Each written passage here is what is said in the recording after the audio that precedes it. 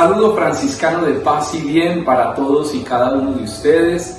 Qué alegría podernos encontrar en estos diálogos con algunas personas significativas y de manera especial hoy, después de un tiempo de cálida insistencia, hemos podido lograr estar con nuestro arzobispo de Ibagué. Él es el excelentísimo Monseñor Orlando Roa Barbosa. Qué alegría, Monseñor, que esté con nosotros y bienvenido. Muchísimas gracias por la invitación, con tanta insistencia como usted acaba de decirlo. Yo trato de hacer presencia siempre en todas partes, pero por estos medios no mucho, a veces soy esquivo. Gracias por la invitación y por cogerme hoy para este podcast. Pues qué bueno, y además de que es un poco esquivo, reacio, pero hoy lo ha hecho con mucho cariño, porque me ha dicho, Fray Jonatán, es el momento. Y bueno, vamos a hablar un poquito con un obispo. Algunos de pronto no se acercan o no tienen la posibilidad frecuente de estar al lado de un obispo. Y por eso hoy queremos entrar en este diálogo con mucha confianza y cercanía con Monseñor Orlando. Y quiero comenzar preguntándole a nuestro querido obispo, si tuviéramos 3 palabras para definir a Orlando, todavía no al obispo, sino a Orlando, ¿quién es Orlando? Qué preguntas les que hace. No venía preparado para una respuesta de esas. Yo no me defino mucho a mí mismo, pero bueno, yo diría, soy una persona, un hijo de Dios, un cristiano. Wow, una persona. Hay muchos seres humanos, Monseñor, a quienes de pronto les cuesta definirse así, como personas. Y esto implica, Monseñor, entrar en relación. Las personas entran en relación. Cuéntenos un poquito, usted, ¿cómo nació su vocación? Vea que esa pregunta me la hicieron hace poco en un medio parecido a este. Y yo respondí como allá, bueno, en aquella ocasión así respondo ahora. No hay algo espectacular como en la vocación suya o en la vocación de algunos hermanos obispos o sacerdotes que dicen y cuentan cosas fantásticas, espectaculares, porque Dios los tocó, porque los llamó, porque los transformó, porque los cambió. Porque resulta que yo crecí en un hogar muy cristiano, por todos lados. Mis padres eran muy católicos. Mi papá trabajó toda la vida con sacerdotes y religiosas, incluso con los franciscanos. Wow. En Cali, en Fray Damián, y en Armenia, en la iglesia del Carmen, en la iglesia de San Francisco. Y mi mamá fue muy de las parroquias también, porque ella vivía en Armenia, cerca, frente a la iglesia del Carmen. Entonces se vincularon siempre a la parroquia, a las actividades de la parroquia, y fueron creciendo también en la fe. Pero también mis abuelos paternos y mis abuelos maternos, mis paternos del Tolima, de Chaparral, mis maternos de origen antioqueño, pero radicados en Armenia, muy católicos. Muy bien. Entonces, yo creo que crecer en ese ambiente significa también percibir la llamada del Señor. Hubo un hecho, yo me refiero a eso. En alguna ocasión nosotros ya radicados en Ibagué, en razón del trabajo de mi papá, vivíamos enseguida del convento de las hermanas concepcionistas de la Pola, en la séptima. Y mi hermana mayor de cuando en cuando iba a la misa. Un día me dijo, acompáñeme, y me fui con ella a la misa. Nos hicimos en la banca de adelante y una de las monjitas era la que le pasaba el cáliz al padre, el incensario al padre, las vinajeras al padre. La monjita se veía como tímida, pues yo tampoco era muy avispado. Yo creo que tendría por ahí 9 o 10 años. Y entonces le dije a mi hermana, si la hermana me enseña, yo hasta puedo hacer eso que ella hace, para que no le dé pena a ella. Yo puedo pasarle al padre el cáliz, las vinajeras, el copón, y también el incensario. Y mi hermana dijo, ¿verdad usted quiere? Dígale a la hermana. Después de la misa, mi hermana se acercó conmigo y le contó a la monjita que todavía vive, está ahí en el convento. Wow. Y le dijo eso. Y entonces al otro día recibió mi mamá la visita de otra religiosa de ahí, de las que podían salir, la hermana Matilde, que en paz descanse, y le dijo, el niño quiere ser acólito en el convento, ¿por qué no le permiten ustedes eso? Entonces mi mamá le dijo, si él quiere, pues que vaya. Y ahí empecé yo a vincularme, ahí me hice acólito, ahí crecí con ellas, y por eso entré al seminario menor. El padre capellán era el padre Jaime Bonilla, era el canciller de la diócesis de Ibagué, y ese padre tenía mucho carisma sacerdotal. Me gustaba verlo rezar, celebrar la Eucaristía, relacionarse con todos. Era un hombre de unas relaciones humanas muy fluidas. Y un día nos dijo, porque entré yo como acólito y detrás de mí entraron 3 más. Wow. Y entonces dijeron, el padre Bonilla dijo, quieren ir al seminario para que lo conozcan. Estábamos por ahí en cuarto, quinto de primaria. Nos llevó al seminario, nos puso a jugar en el seminario de los sextos y quedamos entusiasmadísimos, muy entusiasmados, no solo por el deporte, porque teníamos la misa diaria en el convento, wow. Teníamos la oración de las monjitas, la escuchábamos. Yo creo que ahí fue creciendo mi vocación, ya entrando al seminario menor, luego al seminario mayor se fue consolidando. Una vocación que, sin duda alguna, como usted lo está narrando, Monseñor, va creciendo en la cotidianidad.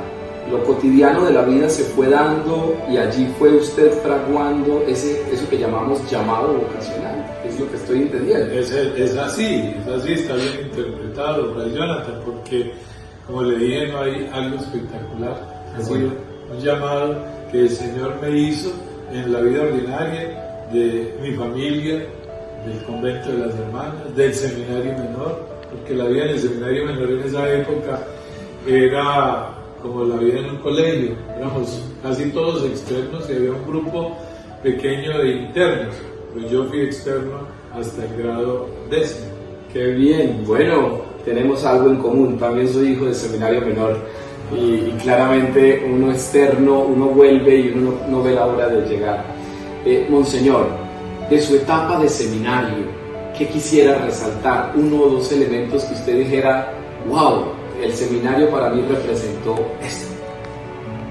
Pues ya lo expresé, y es la consolidación de la vocación, porque pues como nosotros decimos y leemos en los documentos de la Iglesia, esa es una etapa de iniciación vocacional muy importante que hay que aprovechar al máximo. Yo destaco la entrega, un elemento muy importante de los formadores. A mí me tocó, tanto en el seminario menor como en el seminario mayor, con los padres vicentinos de la Congregación de la Misión. Yo estudié en Garzón, la filosofía, de 2 años, 78-79, y luego en el 80 terminé la filosofía en Ibagué con los padres vicentinos y la teología toda. Destaco mucho como un elemento que marcó mi vida, la entrega, la vocación, el espíritu fraterno, la sabiduría de los padres vicentinos, su espiritualidad y su devoción mariana. Ellos promueven mucho la devoción a la Virgen de la Medalla Milagrosa, que es de la familia vicentina la aparición de la Virgen de la Medalla Milagrosa a Santa Catalina Labouré en París, en Francia. Esos elementos destaco, ¿no? Bueno, allí, al lado de la entrega de ellos, hay que hablar también de la fraternidad que se vive en el seminario, el espíritu de oración que se vive en el seminario y la cercanía frecuente del obispo y de los sacerdotes diocesanos con el seminario. ¡Wow! Monseñor, ser sacerdote. Una de las grandes claridades de la Iglesia y una vocación de tradición, de fuerza, de impacto. ¿Cuántos años como sacerdote antes de ser nombrado obispo? Ay, me olvidó. ¡Oh, por Dios! Me olvidó. Tenía como 27 años. 27 años de ministerio sacerdotal. Ministerio sacerdotal, sí, vivido primero en el seminario menor como prefecto de disciplina. Mis primeros 3 años fueron ahí, luego como promotor vocacional 1 año, y después salí a una parroquia rural en Santa Isabel, una parroquia de la Cordillera. Luego el estudio en Roma, y al regresar trabajar también, servir en la parroquia de Ruida, una parroquia rural grande. Pero claro, no estaba solo, allí éramos 3 sacerdotes, un equipo de religiosas, laicos, vinculados también a la vida parroquial, que colaboraban mucho. Y después de Ruida vine 3 meses nada más a la parroquia del Perpetuo Socorro en Belén, aquí en Ibagué.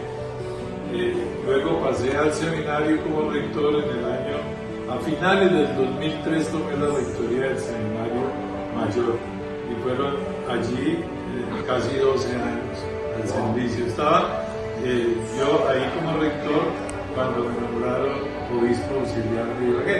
Me pasaron 27 años. Si vamos a sumar los años de sacerdocio, ya cumplí 40. Okay. El año pasado cumplí 40. En el 2024, porque la ordenación fue en 1984. Recuerdo que hubo una fiesta del arzobispo de aquella época, Monseñor José Joaquín Flores Hernández. Invitaron al nuncio apostólico, Ángelo Achervi, y él le dio la presidencia de la Eucaristía y nos ordenó a 3 sacerdotes. ¡Wow! Monseñor, veo que es una vida ministerialmente hablando muy fecunda, muy profunda, pero también muy en la vida de la formación de los jóvenes, muy en la vida del perfil sacerdotal, casi 12 años como formador en este ámbito del seminario mayor. Le pregunto, usted que ahora está viviendo desde este ministerio episcopal, ¿cómo ve, cómo percibe usted la formación sacerdotal? Es una formación que plantea actualmente desafíos a la Iglesia Universal y a las diócesis, y creo que a las congregaciones también retos muy importantes, porque se ve y se siente la necesidad de actualizar todos los elementos formativos al momento histórico que estamos viviendo. Si uno se pone a ver los seminarios, se nos están quedando sin seminaristas. Cuando yo era rector del seminario, eso lo recuerdo de cuando en cuando, recibía algo. Un año empecé con 72 aquí en Ibagué, otros años con 65. El número se mantenía siempre de 60 para arriba. Luego, ahora veo que en el seminario mayor hay 128 alumnos de la diócesis del Líbano Honda y de la arquidiócesis de Ibagué. Quiere decir que también se plantean retos importantes en la promoción de las vocaciones sacerdotales y religiosas. Algunos hacen análisis, es por causa demográfica, porque ahora las familias no son tan numerosas como eran antes, entonces ahora casi no hay jóvenes que quieran ir al seminario. El Papa San Juan Pablo II decía una cosa muy bonita: las vocaciones siempre están, hay que motivarlas y hay que orar por ellas. Wow, maravilloso, Monseñor. En ese contexto de formación sacerdotal, claro, estamos ante un factor de la disminución cada vez más progresiva de las vocaciones, pero muy esperanzador escuchar de su parte, y más de un obispo que nos diga siempre está ahí, como decía San Juan Pablo II. Voy a devolverme un poquito. ¿Cómo fue eso de ser obispo? ¿Cómo lo tomó? Pues yo fui coordinador de la zona OSCOL de rectores de seminarios que están distribuidos por zona. Yo no me acuerdo el número de la zona. Después nombraron obispo al que era presidente nacional de esa organización de seminarios de Colombia. Así es, esa es OSCOL, así. Y me parece que era Jaime Muñoz, el que ahora es obispo en Girardot. Entonces me nombraron a mí. Ese cargo de presidente de OSCOL, decía un rector cuando me nombraron obispo, es muy peligroso. Porque porque me parece que, entre otras cosas, eso hay que aprobarlo en la conferencia episcopal, entonces empieza a sonar el tiempo. Y yo creo, bueno, estábamos señor Flavio Calle Zapata, arzobispo de Ibagué, presentó para ser su obispo auxiliar. Estaba Aldo Cavalli, de nuncio apostólico, cuando me llamó a través del señor arzobispo para que fuera a la anunciatura. Allá me dio la noticia, me puso a leer la carta del Papa en donde decía: usted ha sido nombrado obispo auxiliar de Ibagué y obispo residencial de Nazvinca. Esas son diócesis. A los obispos auxiliares nos dan una diócesis que ya no existe, ya había desaparecido. Era muy simpático el nuncio, porque cuando acabé de leer la carta y se la devolví, se puso a reírse. Y me dijo: le cambió la vida, ya no es sacerdote, y se reía. Pero bueno, sí, la vida cambia. Le cambia a uno la vida. Usted tiene, y lo digo con mucho cariño y sin necesidad de un falso elogio, tiene una fama en su arquidiócesis de ser un obispo cercano, de ser un obispo sencillo, de ser un obispo accesible, porque tal vez estas figuras en algunos escenarios de la iglesia no los ven tan accesibles. Hay que pedir unas citas con antelaciones muy largas, hay unos cúmulos de ocupaciones de estas figuras. Usted es reconocido en nuestra arquidiócesis por ser un obispo con quien se puede charlar y tomar tinto. Cuénteme usted, ¿cómo debería ser un obispo hoy, a su juicio? Gracias por el elogio, Jonathan. Eso no es un elogio, pero no lo merezco. Pero real. Hay que recordar la doctrina de la iglesia, ¿no? El obispo tiene que ser pastor, el obispo tiene que ser padre, el obispo tiene que ser maestro. Eso lo tenemos muy claro los obispos y tratamos de corresponder a ese sentir de la iglesia. En el magisterio de la iglesia aparecen esos tres elementos como muy importantes para el perfil del obispo. Ya lo demás es tratar de servir con entrega generosa a donde el Señor nos envíe. También el obispo debe ser disponible. Si a uno lo llaman a servir en cualquier parte a donde la iglesia lo puede estar necesitando, ir con generosidad, con entrega, sin condiciones. Es muy importante también tener en cuenta un elemento muy humano de los obispos, y es que tenemos la tentación de ser de mal ejemplo. Yo percibo que a veces algunas personas y los sacerdotes pueden tener esa percepción del obispo, es que el obispo es de mal genio, me va a regañar, a la gente no me quiere. No debe ser así. Yo en algún momento de mi vida, antes de ser nombrado obispo, me hice el propósito de no regañar a nadie, porque uno como sacerdote también puede caer en el error de regañar a las personas que le hace mucho daño. En vez de acercarlas más a Dios y a la iglesia, las aleja a uno de Dios y de la iglesia. Eso puede pasar con un sacerdote, que pues si me voy lanza en ristre para regañarlo a él, se va a alejar del obispo. Trato de cumplir como ese principio de vida, pero no es fácil a veces mantenerse así, sobre todo porque hay que tomar posiciones a veces. Hay que tomar posiciones, bueno, pues se toman sin mucho regaño, ¿no? Sino con amor, y sobre todo con perdón también. Nosotros tenemos que aprender a perdonar, así como predicamos que hay que perdonar. Nosotros debemos ser los primeros en pedir perdón y en dar perdón. El tema del perdón, eso también va siendo una norma de vida para mí. No ha sido fácil, porque yo, entre otras cosas, en mi vida personal he tenido personas que me han perseguido. Eso es humano y eso es lógico. Uno no es monedita de oro para caerle bien a todos, pero aún a esas personas que me han hecho sufrir tanto, tengo que perdonarlas. Wow. Aprender a perdonar, y sobre todo, Monseñor, cuando hemos sido perseguidos. Sí. Qué bien. Monseñor, Papa Francisco, una eclesiología maravillosa, un legado que todavía hay mucho que explorar de sus palabras, de sus gestos, y le decía a los obispos, pastores con olor a oveja. ¿Qué piensa usted?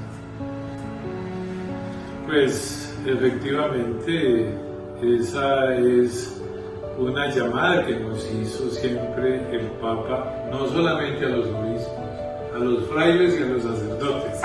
Deseamos todos que incluso eso hay que decírselo a los catequistas, a los laicos que tienen una tarea y una responsabilidad pastoral en las comunidades parroquiales, en la vida de la iglesia.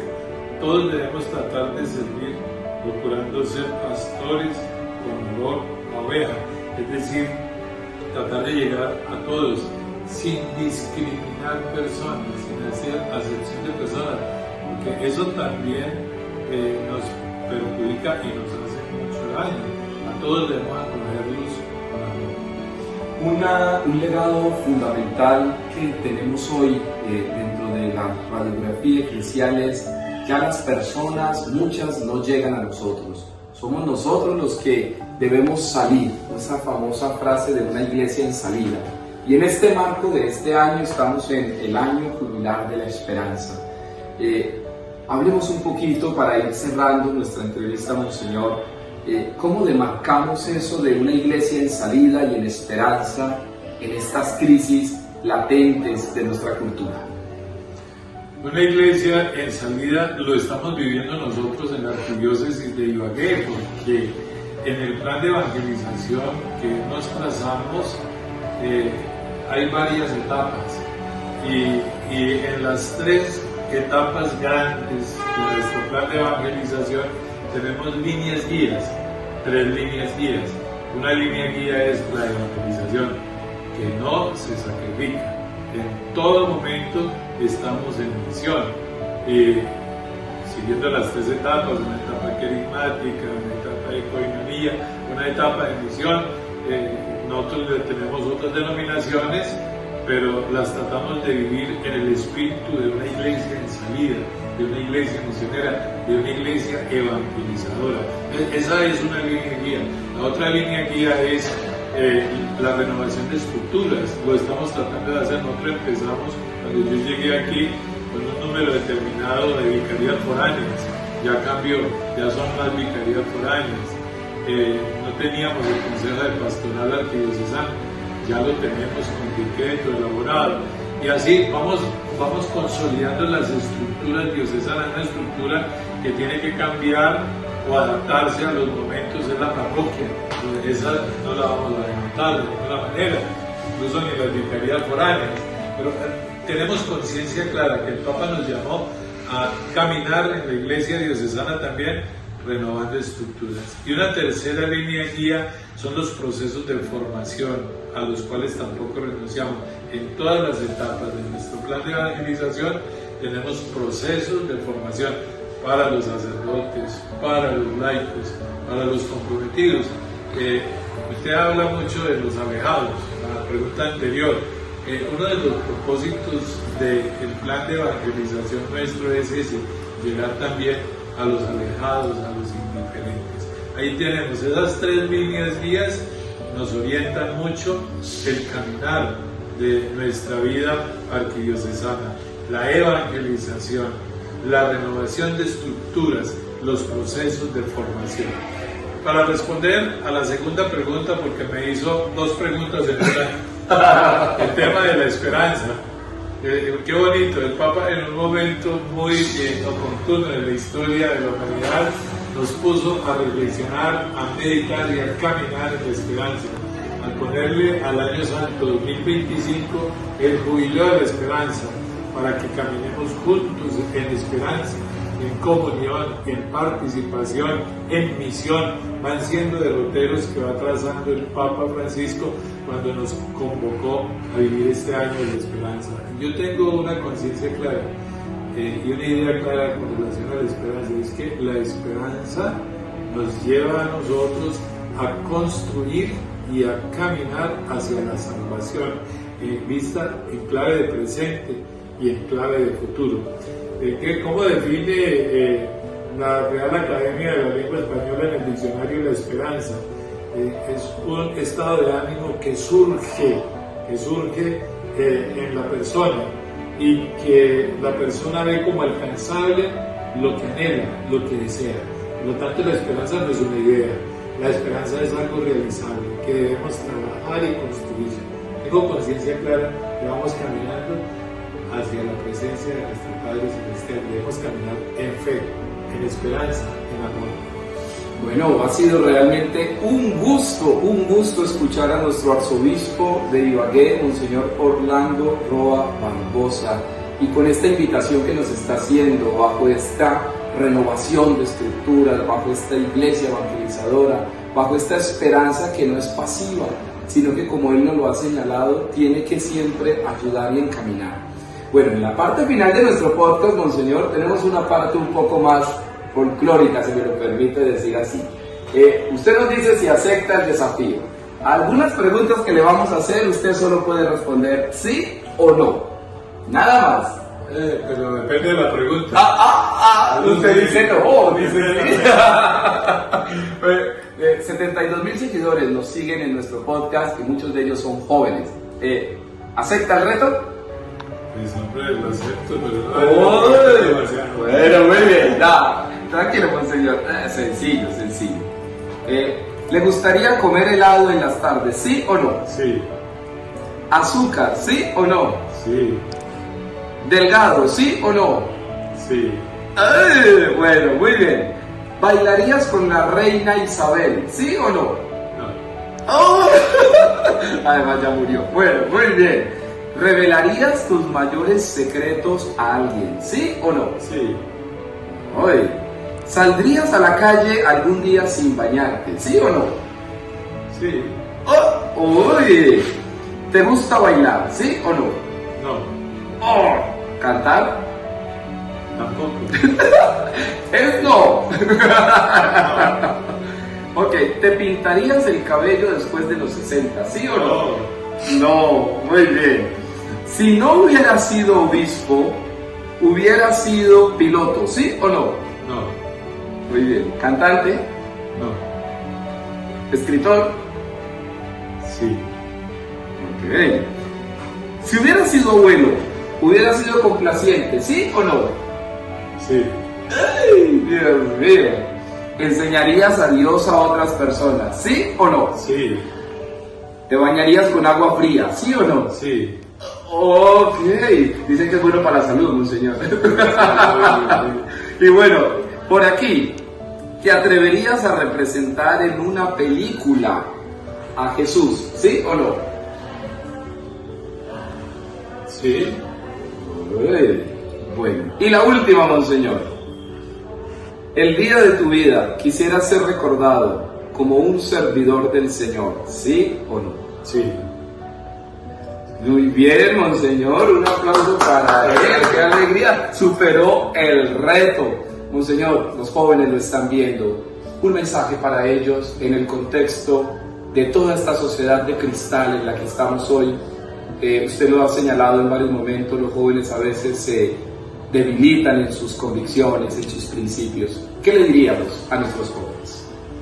Que sean auténticos, que se dejen aconsejar.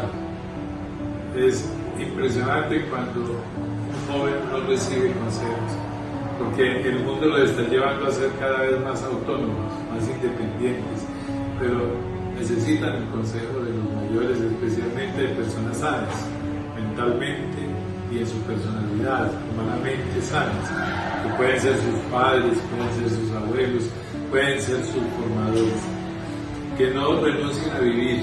Me preocupa mucho de ver que hay jóvenes que pierden la esperanza y si sufren por cualquier circunstancia de tipo familiar o social, ya quieren renunciar a vivir.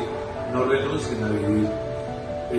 A veces se tienen días difíciles, pero es solamente un día difícil, no una vida, y la vida hay que valorar. Wow, se tiene un día difícil, no una vida. Creo que nos quedamos con eso, porque hoy el obispo ha sido uno con nosotros y ha caminado con nosotros. Gracias a todos ustedes y de manera especial a toda nuestra institución educativa, Colegio Franciscano Jiménez de Cisneros, donde hay 1,180 jóvenes que seguramente algo de lo que hoy nuestro obispo nos ha dicho les llegará a su corazón. El mismo obispo quiere bendecirnos a todos en este podcast Entonces, después de la bendición, Monseñor, retado al abrazo de los 7 segundos, como lo hacemos en nuestro colegio. El Espíritu Santo reavive la llama de amor que hay dentro de cada uno de ustedes, ministrando cada día de su vida, y que su Espíritu sea con el Padre, el Hijo y el Espíritu Santo. Me encomiendan en sus oraciones, por favor. Chao, chao, nos veremos pronto. Bueno, un abrazo, Dios lo bendiga. Jonathan, Dios lo bendiga. A ellos también, que Dios los bendiga a todos. Chao.